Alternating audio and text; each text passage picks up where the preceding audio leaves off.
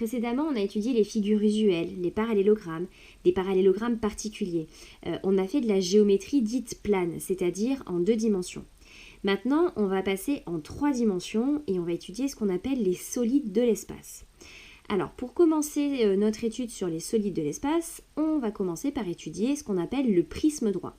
Alors, le prisme droit, c'est un solide, en fait, qu'on obtient avec un polygone de base qu'on étire sur une certaine hauteur. On a un polygone de base et on l'étire sur une certaine hauteur.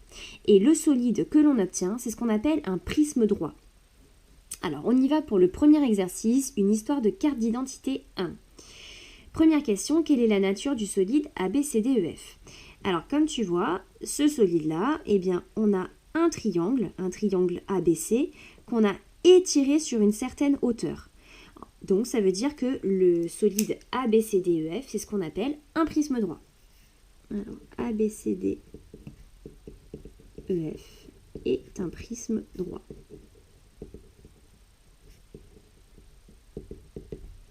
Deuxième question, quelles sont les bases de ce solide? Alors, les bases de ce solide, ce sont les triangles ABC et DEF. Alors, on va les repasser en bleu, ces bases, pour bien les voir. Donc, tu as le premier triangle ABC et la deuxième base, c'est le triangle DEF. Hop, allez, on l'écrit. Alors, ce sont les triangles ABC et DEF. Ensuite, troisième question, quelles sont les arêtes latérales de ce solide? Alors, les arêtes latérales d'un prisme droit, ce sont les arêtes qui permettent de relier les deux bases entre elles. Donc ici, tu vois, on a le segment AD, le segment CF et le segment BE. Alors, on l'écrit. On a donc le segment AD, le segment BE et le segment CF. Citer une arête parallèle à BE.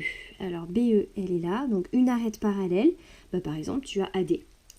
Mais ça peut très bien être aussi l'arête, le segment CF aussi. CF est aussi parallèle à BE.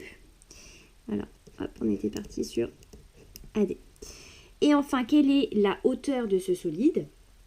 Eh bien, notre triangle de base ABC, on l'a étiré sur une hauteur de 6 pour obtenir notre prisme droit. Donc ici, la hauteur, c'est 6.